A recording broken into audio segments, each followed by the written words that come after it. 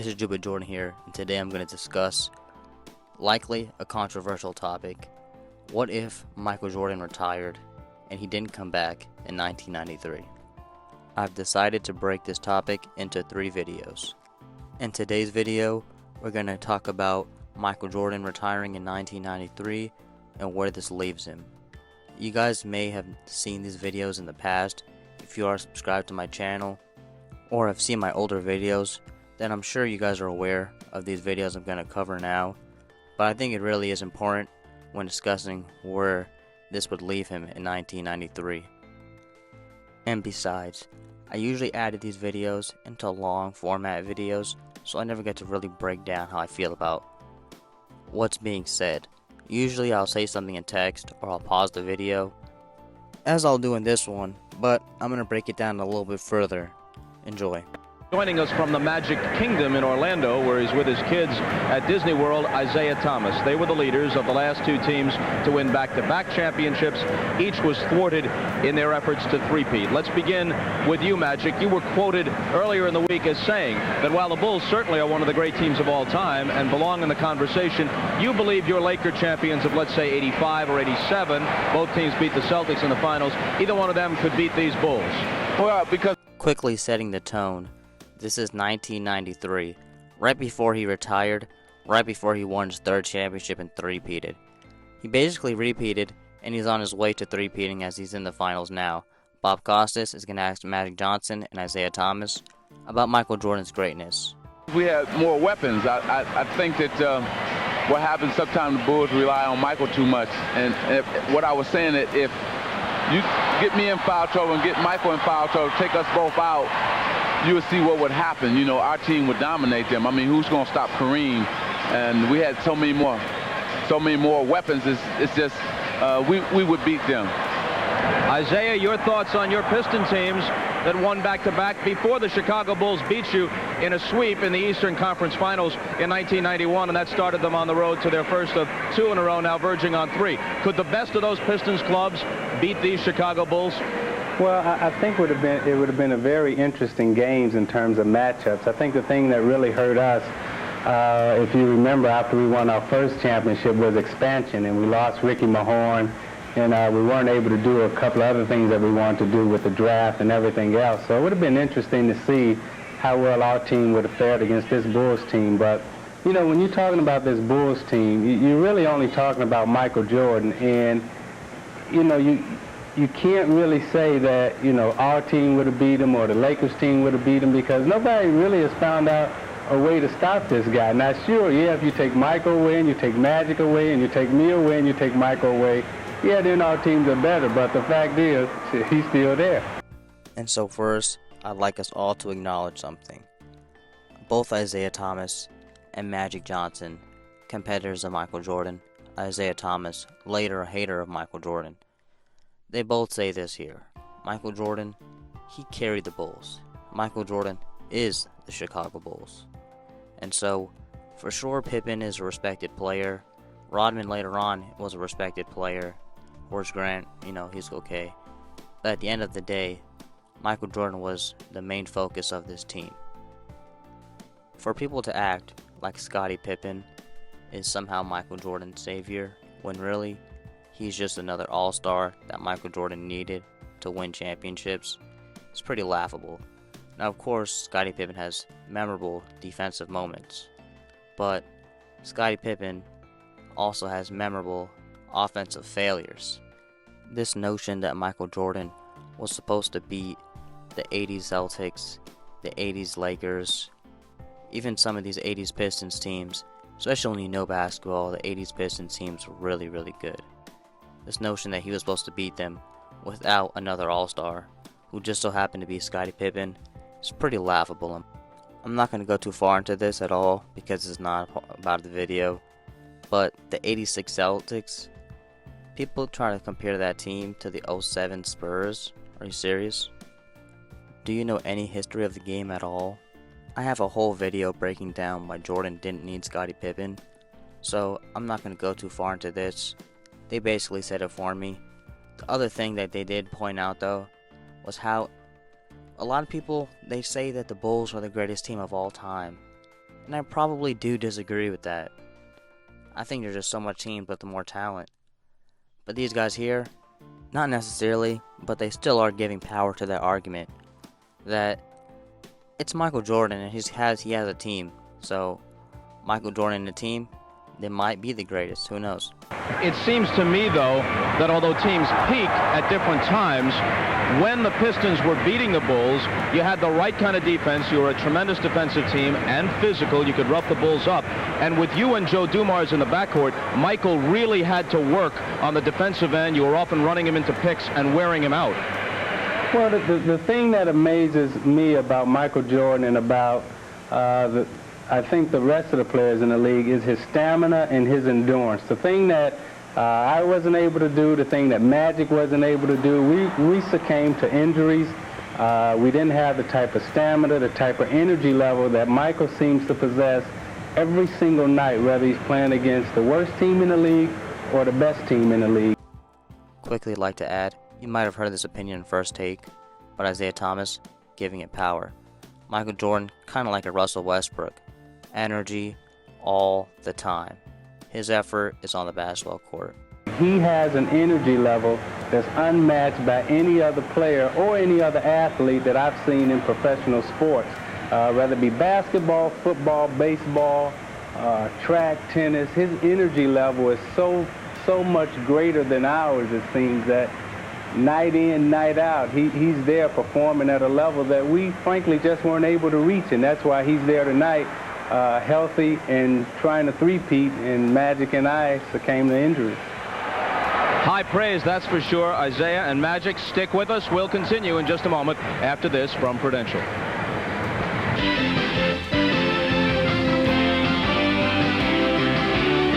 So we had to deal with Detroit when they came up and they had risen to the championship level. But let me just say this. No question that Michael would have scored 50 on us or 50 on anybody else because he's just a great basketball player.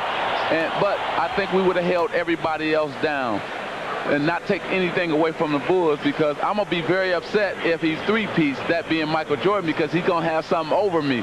See, I can tease him about my 5 championships. Now he's going to be able to, if he does it, be able to tease me about three-peating, and something I couldn't do. Of course, 5 titles for you and 4 other times in the... You can double up the teasing. Again, Magic Johnson saying the Bulls are Michael Jordan. Finals, and each of the 4 times you lost, it was against certifiably great teams. Issaiah's already praised Michael to the heavens. One more quick one from you, Magic, then back to Issaiah. Do you feel that Michael is the best ever? I think so. I think he's not only the best basketball player, but probably the greatest athlete that's ever played any sport.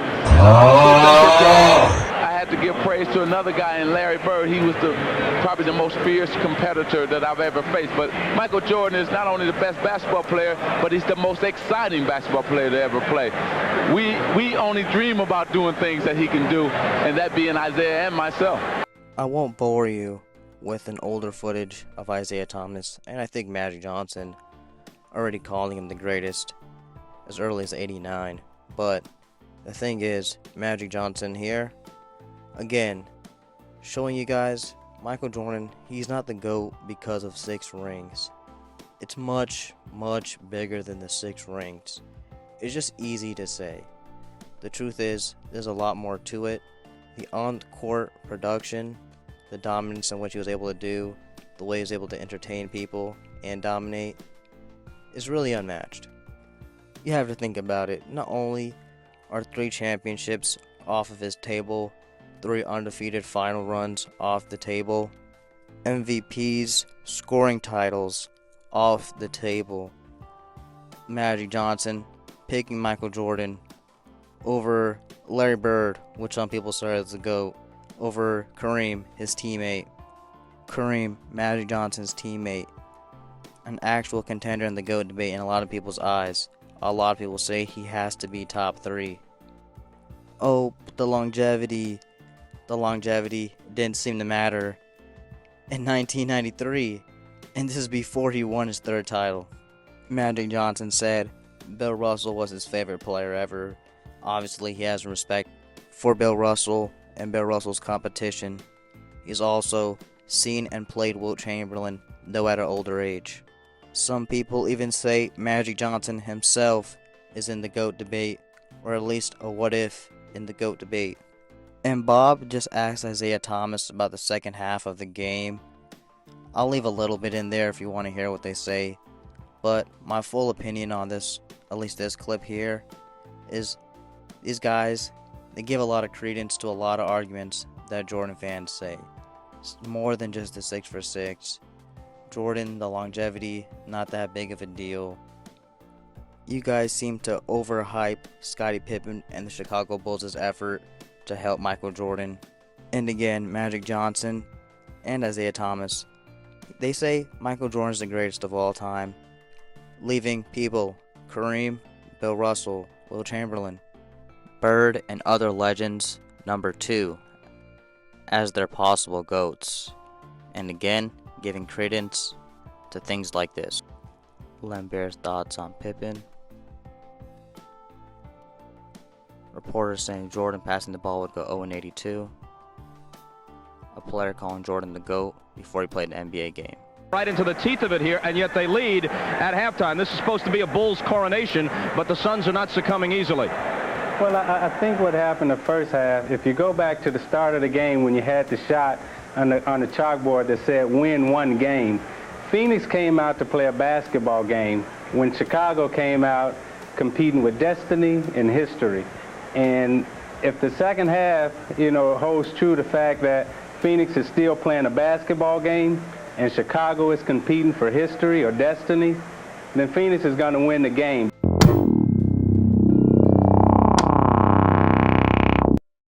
They don't begin to explain just how great a player Jordan has been. From time to time, we've heard Michael's own thoughts on his exploits, but now we'd like to get the viewpoints of some of the all-time greats of the NBA. Peter Bessie went in search of the superlatives.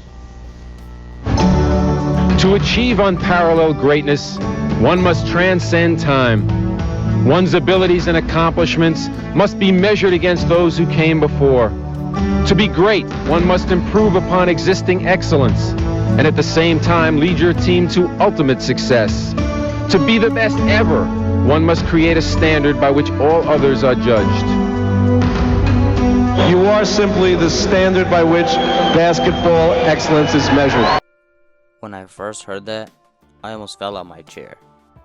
Some guys, they may not understand this, but that's the commissioner of the NBA. In some way, I hope you guys can appreciate the fact that this is like Mr. McMahon saying, Stone Cold, you are the greatest of all time. And what's crazier is the new commissioner, Adam Silver, feels the same way. I would probably call him the ultimate weapon on a basketball court. Offensively, defensively, inspirationally. He just stands apart from every player I've ever seen. Do you know he almost never became a champion because of Bill Russell? Do you know Wilt Chamberlain was his teammate?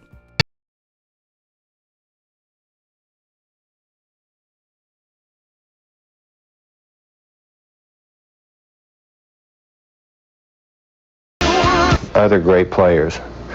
It almost always seemed that there's a flaw in his game. I don't think there's any flaw in this guy's game. He's the best defensive player in the league, in my opinion. He's the best competitor in the league, in my opinion. He's by far the best offensive player, in my opinion. He's the best clutch player in the game. He's got the whole package. The truth is, he's damn near spot on. He has the whole package. I've already said before, saying he's the best defensive player in the league is blasphemous. You'd never be able to convince me he's a better defender than Hakeem Olajuwon. Others are debatable, especially retiring in '93, so, Mutombo, I'm not sure what he accomplished at that time. David Robinson, that's tough. But definitely an all-time defender, and you may see him in my top 25 defenders of all time, which I'd hope to drop next. And his skill level, on top of that enormous physical package, really sets him apart from the other players. If there was one area of weakness people thought was a weakness, Michael Jordan, was his outside shooting. And Michael even went one step beyond. He even improved his three-point shooting, and now he's pretty proficient shooting from the three-point line. It's just impossible to defend him. The only thing I can see that's a weakness to Michael Jordan is the fact that if he shows up and he just don't want to play and then only score 30 instead of 50.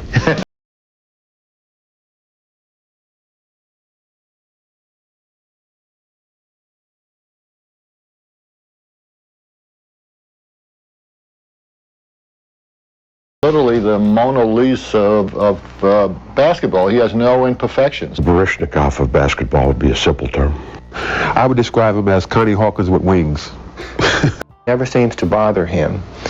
But also, what happens when you're that good, other players who are all-star caliber have a lot of courage also. You can see their courage go away when they're playing against him. He emotionally and mentally destroys players at times, and you can see it happen. 4 years ago, I was going into places like Chicago and Los Angeles and saying, Larry Bird is the best player I've ever seen, and they were throwing things at me, as you might imagine.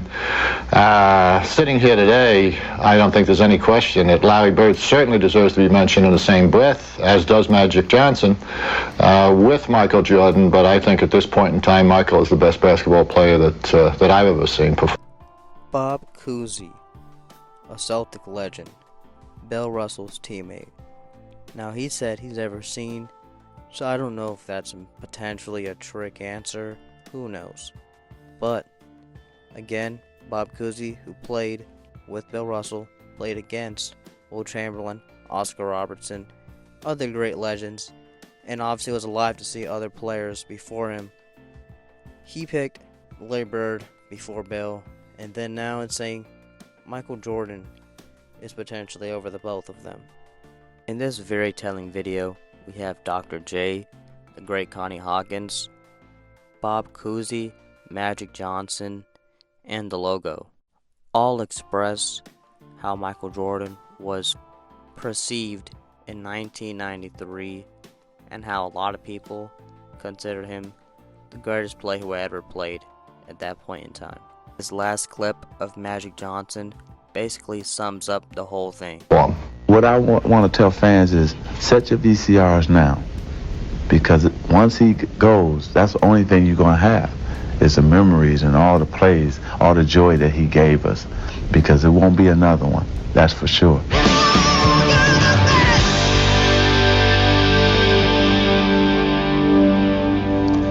Terrific piece. Let's turn to the guy who was certainly one of the best at his position of all time. Is Michael Jordan the best ever?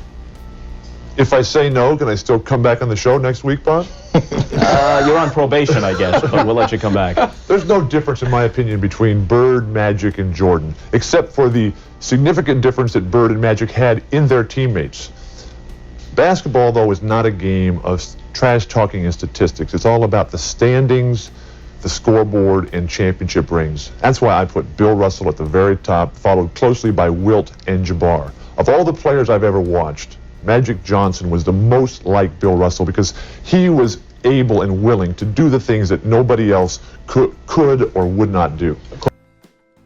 Bill Walton, probably one of my favorite commentators in NBA history, and he may have a center biased, but again, he expresses the fact Michael Jordan didn't really have the team as Larry and Magic Johnson. Of course, you're a center talking primarily about centers in this case.